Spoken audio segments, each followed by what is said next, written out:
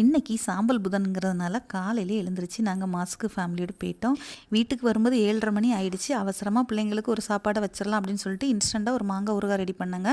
மாங்காவை நல்லா கழுவிட்டு பொடியை கட் பண்ணி மஞ்சள் தூள், மிளகாத்தூள், உப்பு, கூடவே வறுத்து பொடித்த வெந்தயப்பொடி, சரிங்களா, இதெல்லாம் போட்டு கொஞ்சம் பெருங்காயமும் போட்டு நல்லா மிக்ஸ் பண்ணி குலுக்குன்னு குலுக்கி ஒரு ஓரமாக வச்சுட்டேன். இன்னொரு பக்கம் குக்கரில் சாதத்தை ரெடி பண்ணியிருந்தேங்க. அதில் தயிர்லாம் போட்டு கிளறி வச்சுட்டு கடைசியாக கொஞ்சம் தாளிதத்தை போட்டு சூப்பராக கிளறி வச்சாச்சு. சாப்பாடு மட்டும் கொஞ்சம் வேகமாக ஆயிடுச்சு, இருந்தாலும் அட்ஜஸ்ட் பண்ணிக்குவாங்க அன்றைக்கி.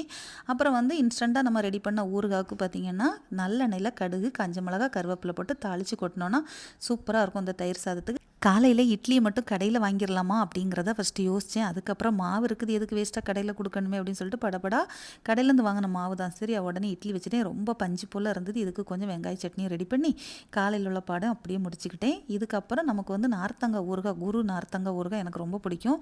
வீட்டில் எப்போவுமே இருக்கும். அதுவும் வத்த குழம்பும் இருந்துச்சு. இது வேணுங்கிறவங்களுக்கு கொடுக்கலாம் அப்படின்னு சொல்லிட்டு சாப்பாடு வேலையெல்லாம் முடித்து பிள்ளைங்களுக்கும் ஹஸ்பண்டுக்கும் சாப்பாடு கொடுத்து கரெக்டான நேரத்துக்கு ஸ்கூலுக்கு அனுப்பியாச்சுங்க. இன்றைக்குள்ள நாள் இப்படி தான் முடிஞ்சுது. அதுக்கப்புறம் கண்மணி ப்ரூனோவுக்கு பால் கொடுக்க ரொம்பவே லேட் ஆகிடுச்சு. அவங்க சுற்றி வந்தாங்க. அவங்களுக்கும் பால் காய்ச்சி ஒரு வழியாக கொடுத்தாச்சு. அவ்வளோ.